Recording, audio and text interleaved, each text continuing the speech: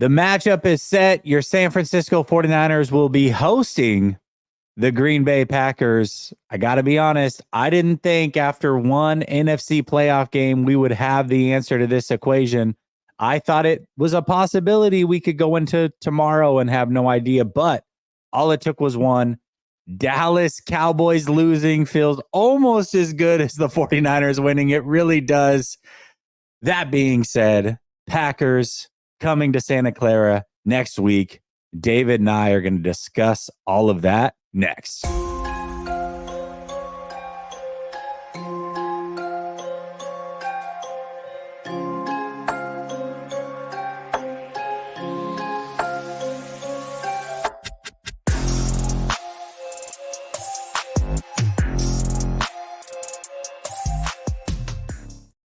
All right. Welcome back to Last Second Sports. We are giving you our take down to the last second. And as I said, 49ers, Packers next week. This is a post-game rant, but a little bit different. Your San Francisco 49ers did not play today, but still an important game to talk about. Nonetheless, David, thank you for joining me, man. How you doing? Hey, baby, I got my old-fashioned, because we got an old-fashioned ass whooping for the Cowboys today. We got an old-fashioned matchup next week with the Green Bay Packers. I thought that we were going to be seeing the Dallas Cowboys in the NFC Championship game, but that won't happen. And so I'm ready to break this down. This is exciting. It was just before the game started. I was thinking, God, we haven't really had any upsets. The Browns were favored, but I don't really look at that as an upset. And today, Packers took care of business and put the league on notice. It's going to be a fun one to break down. Yeah, I got to admit, it's not going to be the Cowboys in the NFC Championship. You and I are planning on going to said NFC Championship, assuming that they make it. I think we both feel good about that. So good, in fact, that we booked our tickets 4 weeks ago. But that being said, a little bit disappointed. I wanted the old school matchup. I wanted the Cowboys to get beat and for us to celebrate. And it's going to be somebody different. Most likely, it's going to be the Lions or the Rams in the NFC Championship now that they face, but we'll see how it goes over there. But the Packers is a fun matchup. It is a fun matchup, although I'm not going to be there. Something different, a little bit fresh, I feel like. Yeah, and maybe that's why this old-fashioned makes sense, right? This old-fashioned tastes beautiful, just like the Cowboys losing tastes beautiful. And maybe we bring in the new. And that's what the Packers did. The Packers kicked Aaron Rodgers' ass to the curb, stuck to their guns, stuck with Jordan Love. It is paying dividends and will continue to pay dividends. I mean, Jordan Love looks like a franchise quarterback that's going to be here just as long as Brett Favre, Aaron Rodgers was. I mean, I think for Packers fans right now, we're going to break this down, but just kudos to that organization, because there are very few organizations in all of sports that can have the run of quarterbacks. And maybe people say pump the brakes. Look, Jordan Love is legit. Jordan Love is a really good player. He's young still. There's rawness to his game, but the future is incredibly bright for Green Bay. Yeah, P.A. Peter. Yeah, here we go to Cancun. I tweeted after they were down 14. I said Dak's new cadence is going to be, yep, we're going home. But, either way, let's make fun of it. It's definitely worth making fun of. Absolutely. All right, we got a couple super chats. We'll get to those, then we'll get to our topics. Dave Barclay says, what up, Jesse? McCarthy fired tomorrow. Called this. Actually, a little bit of a bonus topic. I didn't have this, and this is not a Dallas Cowboys content creation channel, but just as a football fan, you and I both consume a lot of football. We don't just talk 49ers. We talk a little bit about the NFL. Do you believe, I think we both agree that McCarthy should be fired. Do you think they will fire McCarthy? That is the real question. 100%. I think that actually Jason Garrett actually had some really good insight that few people would have. He said, look, Jerry Jones is really good. He just said this to McCourty's and Chris Sims. He said, Jerry Jones is really good after the game, like in the moments. He's good to players. He's good to coaches. He doesn't treat people like ish. Right in the moment, he doesn't rub it in. However, what Jason Garrett did say is like within 24 hours, Jerry Jones is already he's good about being the politician in the locker room while people are down. He's done, and he said this, and there's been rumblings about this, that there's a mystery candidate possibly and that waiting for the playoffs. And I really feel, okay, Harbaugh? Belichick. Belichick. Okay. I honestly, and I'm not, I really feel strongly. I thought about Harbaugh. I think that if Bill Belichick coaches in the NFL, I think he's going to go to the Dallas Cowboys. I think that Bill Belichick does not want, if he's going to coach again, we've heard this about Belichick. I know this wasn't on the docket, but Belichick has talked about wanting to pass Don Shula, right? That doesn't look as easy. I don't know exactly how many wins it is away, but he's not going to go take a commander's job. He's not going to go take a job where you're building with a rookie quarterback. That team is tailor-made for a guy like Belichick who can walk in with a good defense, have that mindset, have that cloud already, have that buy-in as a legend, and then find those pieces around him. I'm going to just be honest. If there's some Vegas lines out there that put that odds out there, I'm not saying it's going to happen, but I'll put money on it. And I don't usually do that. I think that Jerry Jones has one guy and it's going to be Bill. Well, that's pretty much what I was thinking. I said it last week. I said, if he coaches, the two teams I'm betting on is Philly and Dallas. Those would be quarterback in place. They have receivers, and then they have defensive pieces that he can work with and make very, very good. So RWJ all day says, David, I'm going to the Royal Rumble. I assume I'm pumped. There we go. That's awesome. Look, you can just talk directly to me right now. Jesse has no clue what you're talking about. That's why he said David. He didn't say, hey, guys. He said David. Oh, he knows. And that's the thing, though. This is the great thing. The NFC Championship game will be Sunday the 28th. The Royal Rumble is Saturday the 27th.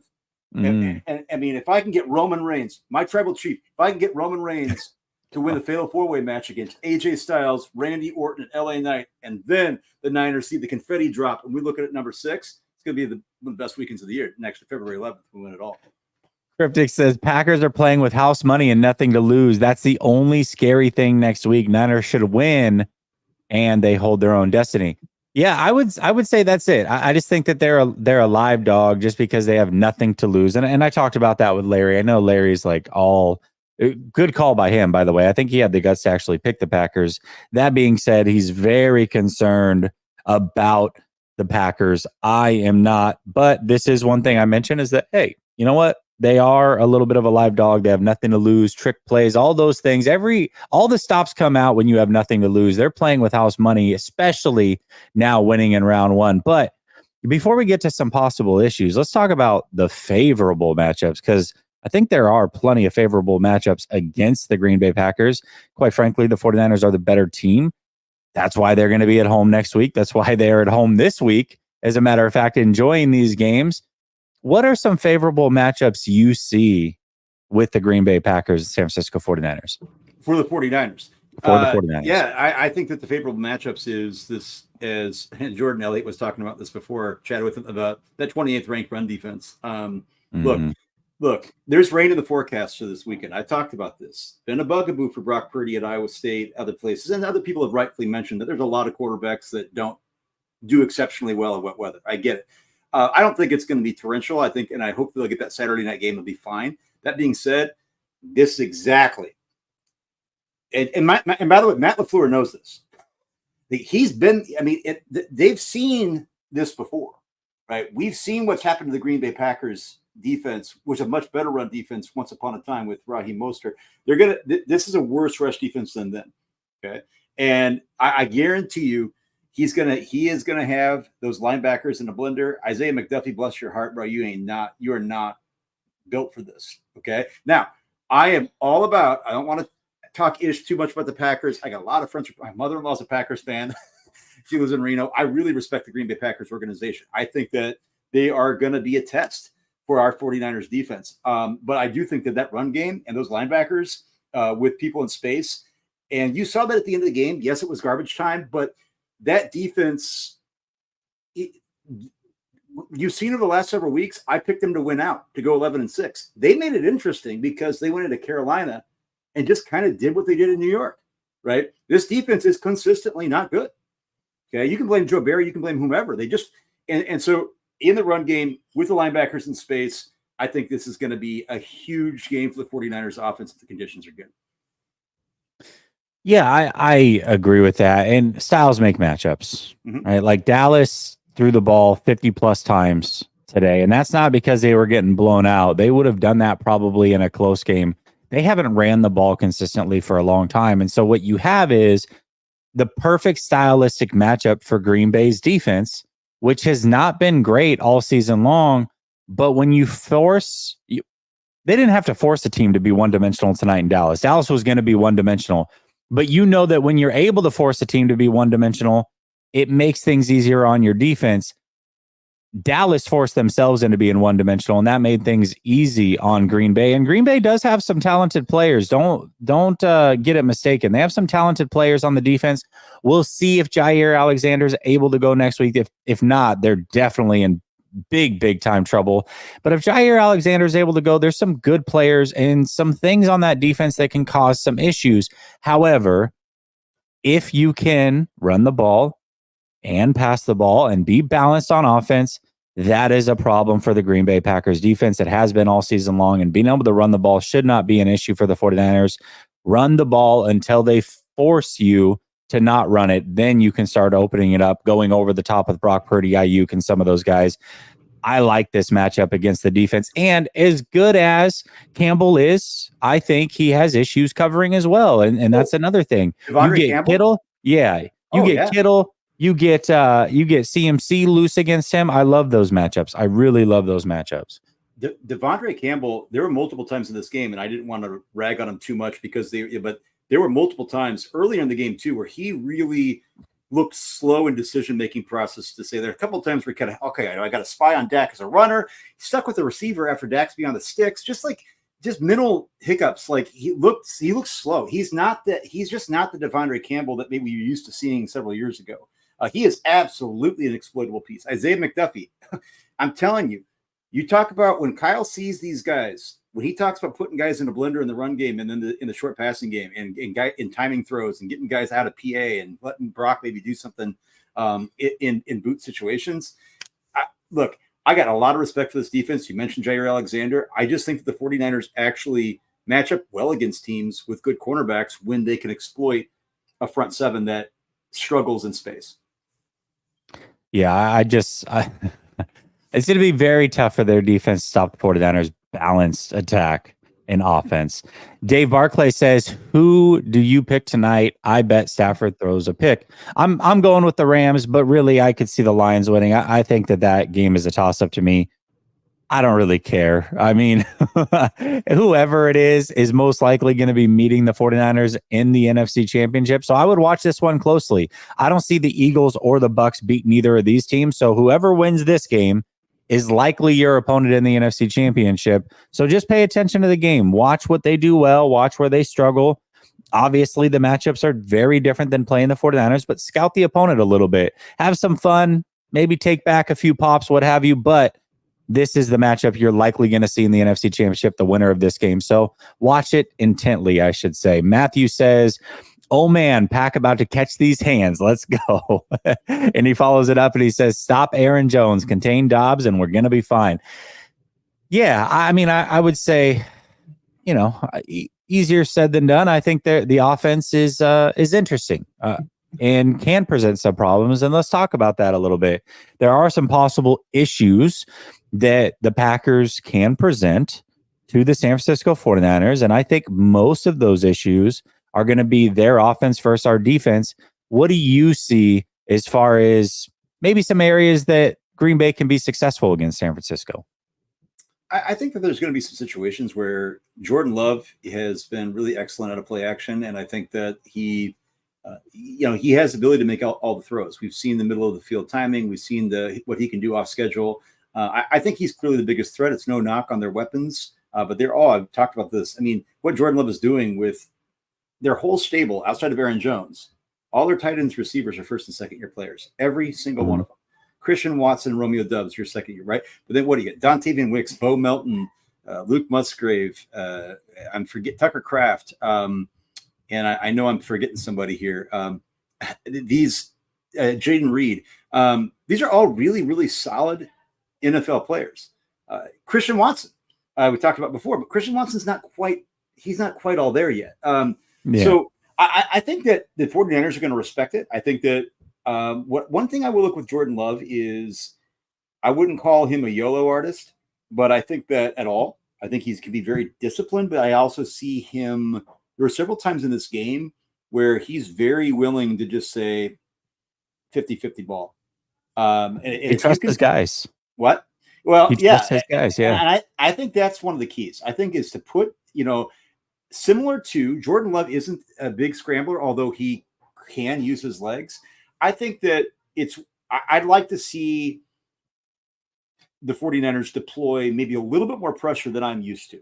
I think that Jordan Love is a guy that is ascending. He's done great, but I think that mixing it up and giving him different looks with different pressure, I'd like to see. I'm usually a little bit reticent to say I like rushing 4 and let our linebackers do the work. But as long as we kind of keep Fred in space, I'd like to kind of mix it up with some of those safety cornerbacks coming off the edge, make him uncomfortable, make him go a little YOLO. And I think this could be a competitive game. But I think this is a game where, like you said, styles make fights, and I think the 49ers match up very well. Yeah, most certainly. I think so as well. I think the fact that they have 4 or 5 guys in that receiving core / tight end room that really can make plays and you can rely on makes them a little bit dangerous in that aspect, that you can't key in on anybody. And Jordan Love will go through his progressions. I mean, he's one of those guys that will look 1, 2, 3, so forth and so on, can get mobile if he has to buy some more time and throw downfield. So I think those things make it interesting. And then they are also a balanced offense. They can run the ball very well. We'll see next week if Dylan's able to come back. Probably not, just based off the injury, but maybe. And if he can, that helps him out a little bit to go with Aaron Jones. They have some weapons now on offense. They certainly have some weapons. And I would say that the offensive line, even though they're without both their tackles that they thought would be there going into the season, they have some rookies, I believe, bookending things that are doing a very, very good job as well, or some young guys. And I think the offensive line has done a pretty good job as well. So just the fact that they can spread it around, you can't key in on one guy, you really have to guard everybody. Everybody's that important. I think can make it a little bit difficult. They go 5 wide and Jordan Love picks you apart. And I will say this, another thing that I liked watching them play just schematically, they're willing to change tempos on you, and they're willing to go hurry up, which can cause issues for defenses. That also can present some problems and make it an advantage for their offense. I like that about them. And then defensively, if Jair Alexander can play, somebody mentioned it in the chat, and I agree with that. Unlike some of the teams that the 49ers have faced, mainly the Seattle Seahawks, who have a lot more defensive talent, in my opinion, than Green Bay. Green Bay mixes it up a ton on defense. They show you a lot of things pre-snap and change it post-snap, and that confused Dak a little bit tonight. And I think for all the things that Dak has always been a pretty good processor. I believe that. And if you watch him play, I don't think that's his biggest issue. I think he processes fine, but he was confused a little bit tonight. So, maybe they can confuse Brock Purdy once or twice, and that's all you need, and that can keep you in a game if you can force a couple turnovers. Jordan Love plays a clean game. Things can get very, very interesting. So, those are the things that I think could be possible issues, I guess, for the 49ers. Yeah, and I think that's completely fair. And I think one of the things that goes in the equation too is Kyle Shanahan usually has a pretty damn good track record against his coaching tree dudes, right? Like, and he gets up for this. Like, don't make no mistake. Like, Kyle Shanahan respects the hell out of guys like Mike LaFleur and all these other guys. But like, I would say it's bad blood, but like they're like Kyle Shanahan wants to sun people. Okay, like make no mistake. Like Kyle Shanahan is going to want to, and I think Kyle Shanahan has done a very good job of really understanding those coaches, those guys that work within their tendencies. It's a big reason why Sean McVay has been his son. Like, right? I mean, let's be real. Like, this is something. Like, people don't talk about this enough. Like that type of familiarity, like that understanding, is a huge benefit. Now, you could say it goes both ways, but I feel like, yeah, you got your Andy Reid's. Like Kyle Shanahan, to me, I'll still say this. I love Andy Reid. I still think Kyle Shanahan is one of one. I really do. I think Kyle's a different beast. Like Kyle, getting in his mind is hard to do. And I think it's going to be fun to see that level of intensity, especially with a couple of guys in the locker room have been saying, yeah, the sense of urgency in the locker room is palpable, and not in a panicky way. Like they're like, it's like the sense of like, we're here, we're still loose, but like there is a laser focused mission right now. Jay Mill with a great comment. He says, every time we beat the Green Bay Packers, we end up losing the next week. That goes back to 2013. Oh, yeah, 2013. I was going to say, I was like, Kaepernick and the 49ers beat the Packers and then won the next week. But okay. Yeah. All right, fair. Yeah, I mean, we'll see if that holds true. I don't expect it to by any means, but, I guess anything can happen. All right, Matthew Sanders says, stop it. Okay, we saw that one. On the goal line says, I'm late, so you guys might have already talked about this, but Jair Alexander may have suffered an injury. I think the 49ers offense should do well. He retweaked his ankle. There was a doctor that had tweeted it, though, that I follow on Twitter. He said it was a different injury than the original ankle injury. And based off of, again, he's not there, so he's not saying this is true, but he's usually pretty correct, is he believes Jair Alexander should be fine going forward. It shouldn't be a big deal, but we will see how that goes. That'll be something to monitor. And I don't think the schedule's out yet. Maybe it is, but usually I think the number one seed in the NFC for like the last 4 or 5 years is played on Saturday. So I expect that to be a Saturday game as well. Jason says, where does Green Bay have matchup advantage on San Francisco's defense? I think we talked about that a little bit already. Hopefully we answered your question, Jason. And then Clement Gray says, Cowgirls overconfident. Niners won't be the same. Yeah, I don't, you know what? I just think Dallas is not that great. No. It's really, yeah, you could be overconfident, but if you're the better team, you're the better team. And when it comes to the playoffs, I also think there is some truth to Dallas being a little bit tight when it comes to all the expectations, all the pressure. They knew they had to win this game. And I think it showed early. Really, the announcers kept talking about it. They're like, oh, what's going on between CD and Dak? That's them being tight, in my opinion. That's them not playing loose. They have a great connection and have for a majority of the season after the 49er game, yet they couldn't get on the same page when it mattered the most. That, to me, is them playing tight, in my opinion. And I think that's not only a Dak thing. I think that's a CeeDee Lamb thing. I think that was a Dallas Cowboy thing.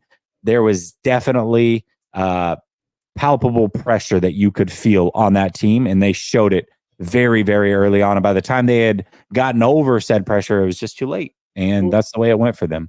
And I think it's also shown, like, we had difference of opinion on this a little bit. You could go either way. It's like Dallas Cowboys were playing week 18 to win that game, right? They had their guys in.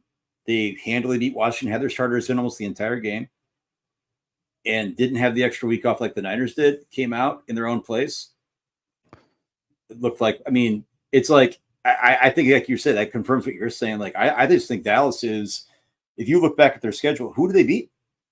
And you could say, well, the Niners, but the Niners played them, they donkey stomped them. When the Niners play the Eagles, you could say, oh, the Eagles are kind of fun. They donkey stomped them, right? And I look back at the Cowboys schedule, every time they played anybody that was kind of, sacking up for the game, they folded.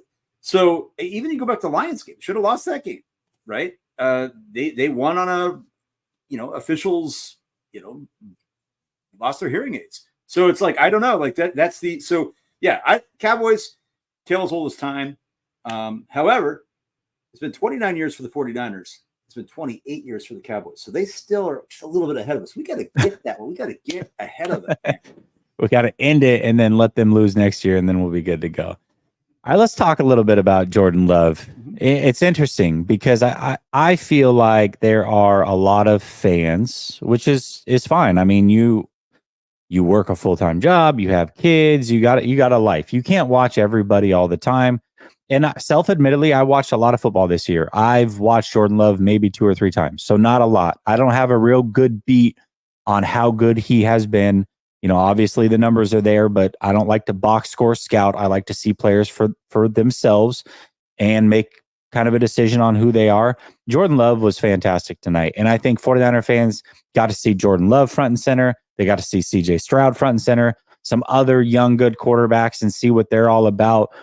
I'm not a big EPA guy. I'm not a big advanced metric stat guy for stats that I don't know how they're made. As far as the equation that goes into them, EPA, QBR, passer rating, all that stuff. But if you are a big EPA guy, Jordan Love had the most efficient playoff game of all time. in his first playoff game when it comes to EPA. So whatever that is worth to you, he just did it today. The game that you watched was the most efficient playoff game ever by a quarterback against the Dallas Cowboys. Tonight, he did that. So that being said, I say all of that to say Jordan Love is a pretty good quarterback. We're seeing it front and center. What do you think about Jordan Love overall? Yeah, like I said, I've watched a lot of Jordan Love this week. And by the way, Jordan Love came within, looks like 1.1 points of a perfect quarterback rating as well. Another stat that nobody seems to understand. And so that being said, he had a great game. And Jordan Love is a quarterback that when you talk about traits, when you talk about talent, arm talent, I mean, there are a few people that come close to what he can do with the arm. Now, I don't want to just boil Jordan Love down to his traits, but he brings that ability to take the top off, right? He brings that ability to, if you need him to get a shoot, if you need him to use those tools, right, he can do them. He is a plus athlete, but he's not a guy that looks to run first. A guy that I always thought, find a way to bring up Trey Lance because he's on the Cowboys. Like, it's kind of like in that regard, like this idea that, athletic dude, but isn't looking to sit here and scramble right away. What he is, though, really good at is buying time in the pocket. He has great pocket awareness, but also not necessarily just stepping up, stepping out. Like, he can still stay within a pocket that moves. And there's a lot of quarterbacks that aren't good at that. Incidentally, I think Brock Purdy's been very good at that lately, too. So those are the things that I think that can really pose problems for the 49ers is not a preternatural way to, like, evade Nick Bosa, but he doesn't panic in normal situations. Now, one thing I have noticed, a little bit anecdotal, is that when you see pressure beyond 4, that he's not looking or he's not identifying at the line of scrimmage, that he wouldn't be the only one, that's where some things can get a little sketch, right? And so I know Steve Wilks, and my philosophy, like I feel like Steve Wilks gets a little too blitz happy with Fred Warner. I think, though, in this game, Steve Wilks has got to not be afraid to be Steve Wilks and not care what David Lichty thinks. And I think that, but still go within reason. And so, yeah, I think Jordan Love is, to me, if I'm going to ask for next year, if you were asking me if I'm going to pick a quarterback, people are talking about CJ Stroud. I'm going to be honest with you right now. I honestly believe that Jordan Love has somehow evaded the conversation that we're having about CJ Stroud. And I love CJ Stroud. But because Jordan Love is not a rookie, well, Jordan Love didn't start much. Well, then he grew. He got better. And his weapons, and CJ Stroud's weapons aren't great either. They're not bad. Respectfully, Jordan Love's weapons, I mean, come on now. You got young players. They are raw. They are green, just like Jordan Love. And Jordan Love is doing all of this with guys that are still growing into this system. They're still doing this with guys who are still getting their feet wet. That, to me, is impressive. Like, Rich Madrid had talked about this a couple of days. Like, Jordan Love, he deserves – he's going to be an MVP candidate next year. Next year, he will be a guy that is capable of being in that conversation. So, that being said, I still think there is a little bit of those YOLO tendencies that have gotten them in trouble, that have kept things tight in games against Carolina, New York Giants late in the year when they had a chance to try to win the division. I think the 49ers can capitalize on that. I think Steve Wilks can, within reason, get him out of his comfort zone just enough to generate 1 or 2 turnovers, and complementing that with the 49ers offensive attack, I think it's a recipe for success. Lions just scored a touchdown on their first drive.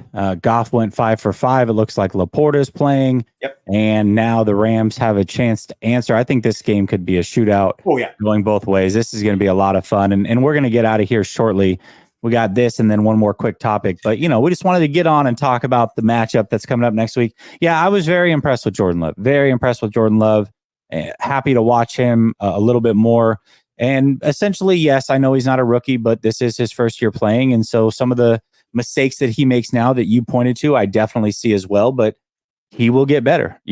That's why you got to give players time to develop. And 3 years is like my rule of thumb, to fully give them time to play, let the league figure them out, let them bounce back and figure out the league and work on things that they need to work on. But nothing but impressed with Jordan Love. First playoff game to come in, play on the road in a tough environment. Whatever you think about the Dallas Cowboys, sure. If you want to downplay what the Packers did because the Cowboys are frauds and Dak's frauds and whatever, Jordan Love played fantastic tonight. You can't take that away from him. And you've now seen, him, Stroud, Purdy, guys come in their first playoff action, throw for 3 touchdowns. I mean, that's some very, very good stuff. So you got to give him some credit. Some credit. And on that thread that you just said, the NFL right now with their young quarterbacks is very good place. Right. Oh my goodness. It paired with, so Brock Purdy with Kyle Shanahan, Jordan Love with Mike LaFleur, CJ Stroud with, I'm not as big on Bobby Slow because everybody's from that, but with a head coach like D'Amico Ryans, right? Like these are secure, competent, excellent coaches, right? Like that. This is what you want to pair a quarterback with. Yeah. Right? And I think that's why you're going to see, I really feel that the 49ers Packers, you're going to see a lot of these matchups over the next 5 to 6 years in the playoffs. Yeah, Ray, I actually disagree with you a little bit. I think the Chiefs they did everything all the mistakes they made all season, they did that yesterday, but Miami's just awful. Yeah. Miami is absolutely terrible. So I don't think they could capitalize. But what are the Chiefs' problems? You've got a lot of drops and you got Mahomes airmailing guys, and both of those happened at an astronomical level yesterday, but it didn't matter because Miami and Tua are just that bad. That's what it comes down to. So yeah. On the goal line says, do you all think that the rumors about McCarthy being potentially fired could have affected the Cowboys locker room? Not really confidence inspiring. I mean, though, it's the NFL. Rumors are going to fly, man. And you can either deal with pressure or you can't. If that was too much pressure for them to deal with, they didn't deserve to be there. And you're right. On the goal line, it definitely could have, but that's what makes you fraudulent. You got to be able to deal with some pressure, and they just couldn't do it today. Well, yeah, and I think guys, look, it's fun. It's fun. I love to see players out there podcasting. It's cool that people can go hear what these guys think. I am pro player, pro labor. And at the same time, like this propensity of players kind of getting into that mode is like in the middle of the season, in the middle of the week. Yeah, like it is given some ammunition, all right, to people like, what are you worried about? Who are you worried about? Talking about other people's teams. And I think the Cowboys kind of talk a lot about other people. Quite a bit. They keep people in their head quite a bit when nobody else is bringing it up. They instigate, they initiate, they talk all this ish. And look, it's just you don't have to go. I don't want. Listen, I don't want to stop your rant there, but I got to say this. You talk about other people being in their head. Did you hear the cadence or the check call that they had today? No. Dak came up and I forget what the check was, but it was like Shanahan false. Like just little things like that. Like, come on, man. 49ers are clearly in your dome that you've got a Shanahan play check. That was interesting. That was very, very interesting to hear. I was like, did I hear that right? Shanahan false? Like, what's that even mean? But anyways, go ahead. No. The Cowboys. Look, I don't talk about the Cowboys anymore. They're back to the drawing board. They're back to crying in their beer. And look. Get back to me now. Look, I know Dak Prescott had a nice regular season, and again, when'd you beat anybody? I don't want to hear. Look, I don't want to hear this about. I don't want to hear about Dak Prescott anymore. I don't want to hear it. I know. Look, I don't want to hear it. Dak Prescott, we've seen every single time he is in a situation. What does he do? He folds. This dude, you can't look. I'm sorry. You can blame Mike McCarthy all you want. I will. I think Mike McCarthy should go. But did Mike McCarthy did he throw the pick six? Is he throwing the interception to Jair Alexander? Is he? Dak, he's a wet noodle, bro. I'm just saying, I don't know. I don't think I don't think he can win this guy. I really don't. I don't think he's built for it in the big moments. I don't. And you see CeeDee Lamb going at him because CeeDee Lamb he sees that. Everybody's like, oh, CeeDee Lamb's being a diva. No, CeeDee Lamb's like, bro, he's like, yeah, you dropped it. It's like it's a timing throw. You're going to the sideline. He's got to go contort his body. Put the ball on me. That's what he's saying. Lane Splitter says Cowboys need Vrabel and Derrick Henry. There you go. Bring both those guys over, and maybe that can toughen them up a little bit. I'm not sure. That being said, I did have one more topic. It's really not that big of a deal. I want to watch this game. This game's a fun one to watch. This has been my one I've looked most forward to all weekend. So I'm going to go watch this game. You guys enjoy the game. Just wanted to get in a quick preview. Tons of content coming at you this week. Trying to secure a behind enemy lines guest right now. So once I got that locked in, you guys will know when that date is. That being said, go enjoy the final few games of Wild Card Weekend. Have a blessed evening, and we'll talk soon. Peace.